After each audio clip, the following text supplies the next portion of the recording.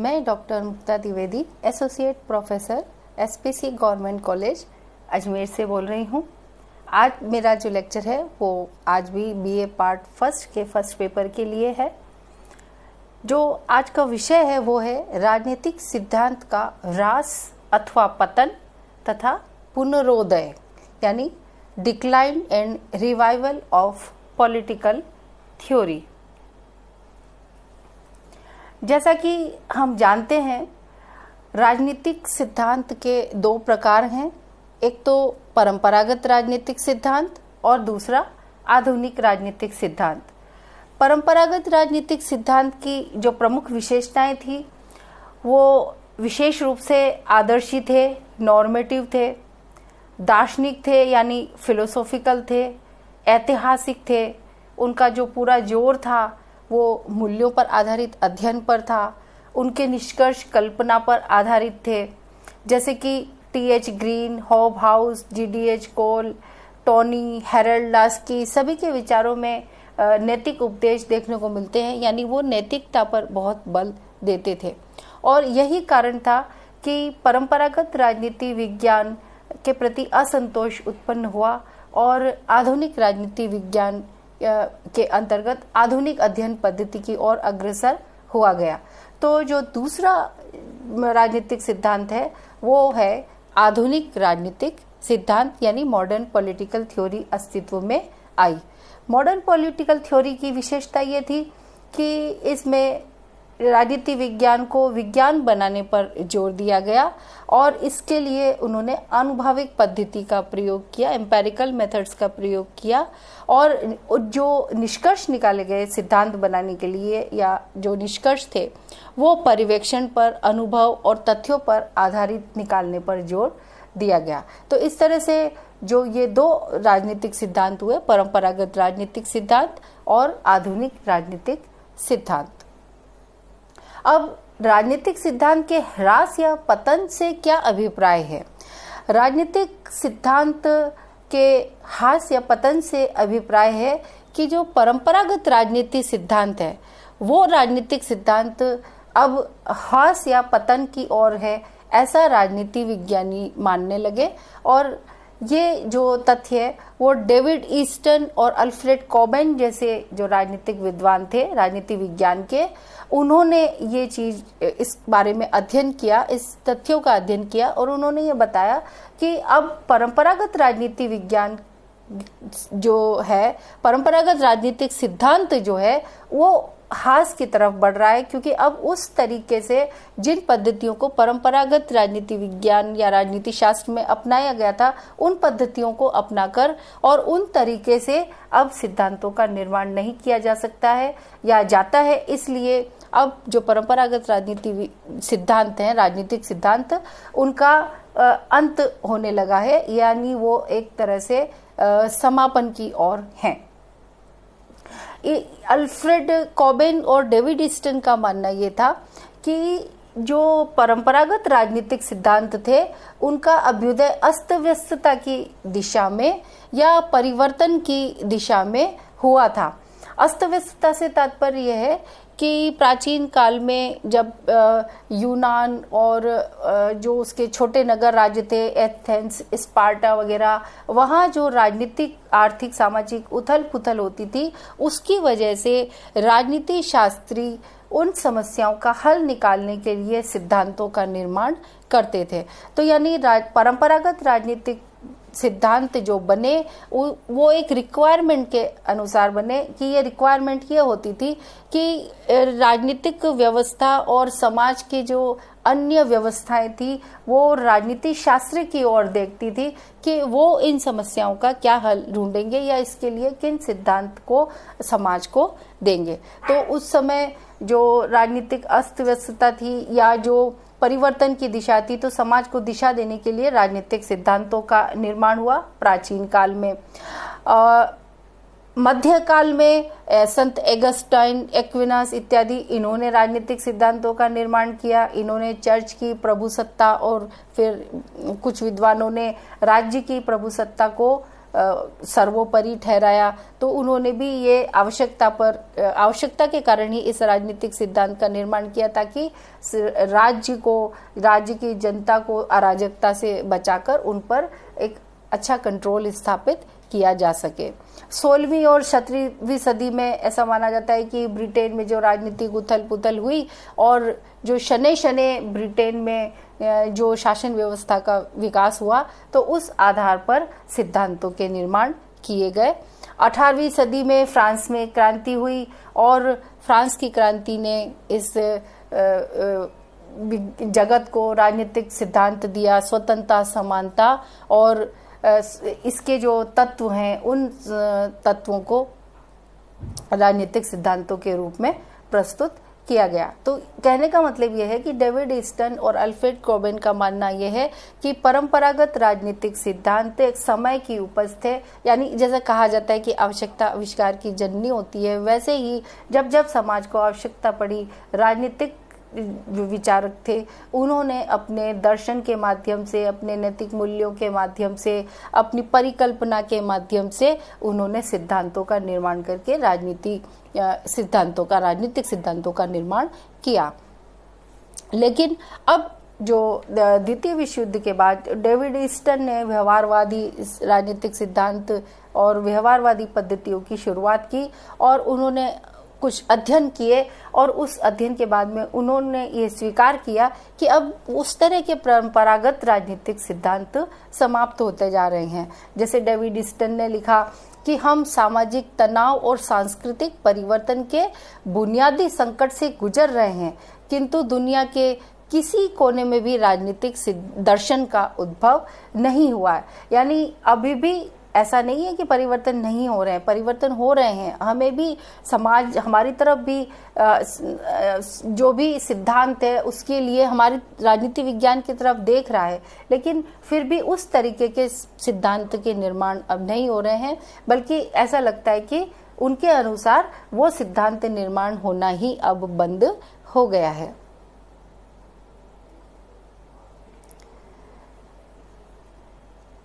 David Easton, Alfred Cobain और अनेक समकालीन राजनीति वैज्ञानिकों की ये धारणा है कि राजनीतिक दर्शन पर आधारित सिद्धांत का तीव्र गति से ह्रास हो रहा है।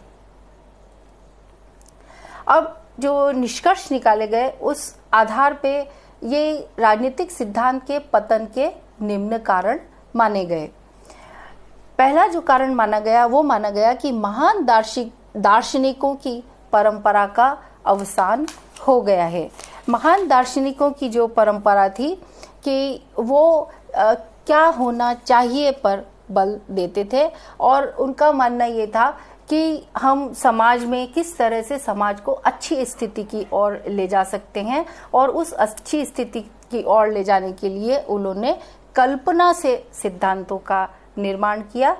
जैसे प्लेटो ने दार्शनिक शासक के सिद्धांत का निर्माण किया, तो उनका कहना था कि एक दार्शनिक शासक एक अच्छी राजनीतिक व्यवस्था प्रदान कर सकता है, एक अच्छा शासक सिद्ध हो सकता है, इसलिए दार्शनिक शासकों में निम्न गुण होने चाहिए।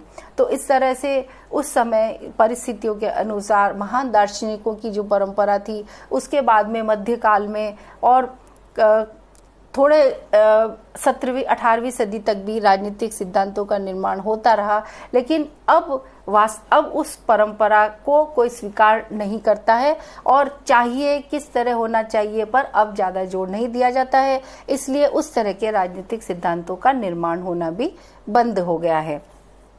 दूसरा जो कारण माना गया वो कारण माना गया कि राजनीति शास्त्र को विज्ञान बनाने की चेष्टा की गई। द्वितीय विश्व युद्ध के बाद राजनीति विज्ञान में व्यवहारवादी परंपरा की शुरुआत हुई, और व्यवहारवादी परंपरा ने वैज्ञानिक अध्ययन प्रणाली पर जोर दिया। वैज्ञानिक अध्ययन प्रणाली ये मानती है कि तथ्यों के आधार पे निष्कर्ष निकाले जाएं, तो तथ्यों के आधार पे निष्कर्ष निकालने की जो परंपरा शुरू हुई, तो उसके कारण से दार्शनिक अध्ययन पद्धति जो थी वो धीरे धीरे समाप्त होने लगी, क्योंकि अब उस तरीके से राजनीतिक सिद्धांतों का निर्माण ही बंद हो गया, क्योंकि लगभग सभी जो राजनीति शास्त्री हुए उनका जोर इस बात पे रहता था कि राजनीति विज्ञान में जो सिद्धांतों का निर्माण किया जाए वो प्रयोग पर आधारित किया जाए और एक निश्चित स्टेप्स पर चलकर किया जाए, निश्चित प्रक्रिया अपनाकर किया जाए और इस कारण से उस तरह के प्राचीन राजनीतिक सिद्धांतों का निर्माण होना बंद हो गया। तीसरा कारण था व्यवहारवाद का उदय और प्रभाव। व्यवहारवाद के उदय और प्रभाव ने सबसे बड़ा कार्य ये किया कि जो व्यवहारवाद में जो राजनीतिक सिद्धांतों के निर्माण किए जा रहे थे उनमें सांख्यिकी और ये जो प्रणालियां थी, टेबल प्रणाली, जो वैज्ञानिक पद्धति थी, उन पर जोर दिया जा रहा था और इसके कारण से व्यवहारवाद जो उन्हीं पद्धतियों के माध्यम से सिद्धांत बनाए गए और परंपरागत राजनीतिक सिद्धांतों की जो परंपरा थी जो वो लगातार नहीं चल पाई और उस तरह के सिद्धांत बनना बंद हो गए। चौथा जो कारण था वो था कि तथ्यों के संकलन पर दिया जाने वाला जोर। ये भी लगभग व्यवहारवाद के उदय से जुड़ा हुआ है। जितने भी राजनीतिक सिद्धांत बनाए गए वो सब तथ्यों के संकलन पर जोर देते थे और तथ्यों के संकलन पर जोर देने के कारण जो भी सिद्धांत बनाए गए सभी राजनीति शास्त्रियों का ध्यान इस ओर रहता था कि वो तथ्य एकत्रित करें और तथ्यों के आधार पर निष्कर्ष निकालें। इस तरह से उन्होंने वो कल्पनावादी दार्शनिक अध्ययन पद्धति, ऐतिहासिक अध्ययन पद्धति, उस पर जोर देने के बजाय तथ्यों के आधार पर निष्कर्ष निकालने पर जोर दिया और इस कारण से परंपरागत राजनीतिक सिद्धांतों का निर्माण लगभग बंद सा हो गया।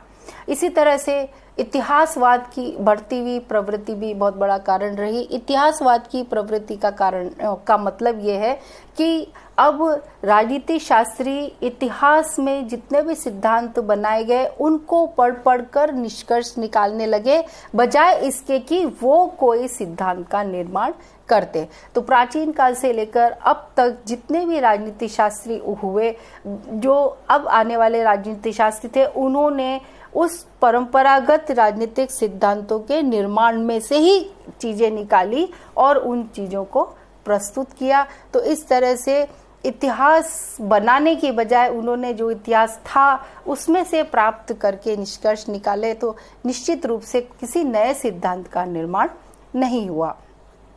अगला जो कारण बताया गया वो था कि विचारधाराओं का बढ़ता हुआ प्रभाव। राजनीति विज्ञान में कई तरह की विचारधाराएं आई। आदर्शवाद, मार्क्सवाद, समाजवाद, व्यक्तिवाद, इन विचारधाराओं को राजनीति शास्त्री मानने लगे और किसी एक विचारधारा को अगर वो मानते हैं तो उन्हीं विचारधाराओं के पक्ष में वो अपने मत देने लगे और उन्होंने सिद्धांत निर्माण के कार्य की ओर ध्यान नहीं दिया। इसी तरह से अनुभववाद या एम्पिरिकल स्टडी से तात्पर्य है कि जो भी राजनीतिक सिद्धांत बनाए गए वो इंद्रिय पर आधारित, यदि जिसको हम अध्ययन कर सकते हैं, यानी हम तथ्यों का अध्ययन करें, समाज में जाकर वहां रहें और जो जैसा समाज का जो रेस्पॉन्स आ रहा है या जो निष्कर्ष निकल रहे हैं उनके आधार पर सिद्धांत निर्माण करने का प्रयास किया गया। तो अनुभववाद ने भी परंपरागत राजनीति सिद्धांत बनाने की जो परंपरा थी उसको तोड़ने का कार्य किया और परंपरागत राजनीतिक सिद्धांत की ओर जो निर्माण का जो कार्य था वो उस तरह से आगे नहीं बढ़ सका और राजनीति मात्र एक शैक्षणिक अध्ययन रह गई। राजनीति मात्र शैक्षणिक अध्ययन इस प्रकार से रह गई कि पहले जो राजनीतिक सिद्धांत शास्त्री थे, परंपरागत राजनीतिक सिद्धांत शास्त्री, वो समस्याओं को समझकर उसका हल देने का प्रयास करते थे, बल्कि वो शासन के जो संचालक थे उनको गाइड करने का, मार्गदर्शन देने का भी प्रयास करते थे, बल्कि वो अपने सिद्धांतों और अपने विचारों को उनको लागू करने का प्रयास भी करते थे। यानी एक राजनीति शास्त्री एक मार्गदर्शक भी हो सकता था, एक शासन संचालक भी हो सकता था। जैसे कि प्लेटो ने प्रयास किया दार्शनिक शासक को स्वयं ट्रेनिंग देने का कोशिश की उन्होंने, और उन्होंने अपने सिद्धांतों को अपने जो उनकी सोच थी उसको उपयोग में लाने का, प्रयोग में लाने का कार्य किया। जैसे चाणक्य ने अर्थशास्त्र में जो सिद्धांत बनाए, उनको भी मौका मिला कि वो चंद्रगुप्त मौर्य है उसका मार्गदर्शन करें, और वो उनके प्रधानमंत्री भी रहे और उन्होंने शासन कार्य का संचालन किया, और उन्होंने कई राजनीतिक सिद्धांत भी दिए। लेकिन अब ये एक जो नया ट्रेंड आ रहा है, एक जो नई प्रवृत्ति आ रही है, वो ये है कि राजनीति शास्त्र जो है वो एक अध्ययन का विषय बनकर रह गया है, और जो राजनीति शास्त्र के जो विद्वान हैं वो जो है वो शासन का मार्गदर्शन कार्य जो है वो उस तरह से उसमें पार्टिसिपेट करके नहीं करते हैं, बल्कि सिद्धांत निर्माण करके रखते हैं। और जो शासन के संचालक हैं वो उन अध्ययनों को या उन सिद्धांतों का प्रयोग करते हैं या नहीं करते हैं, वो उनकी इच्छा पर निर्भर करता है। तो इस तरह से इस प्रवृत्ति में जो चेंज आया है तब और आज में, कि राजनीति मात्र एक शैक्षणिक अध्ययन का विषय रह गई है, इसके कारण भी नए राजनीतिक सिद्धांतों का जो निर्माण है, वो जो परंपरागत तरह के राजनीतिक सिद्धांतों का निर्माण है, वो राजनीतिक सिद्धांतों का निर्माण नहीं हो पाया। अगले लेक्चर में हम और इसके आगे की स्थिति देखेंगे। आप इसे पढ़ते रहिए। Keep learning, keep growing. Thank you.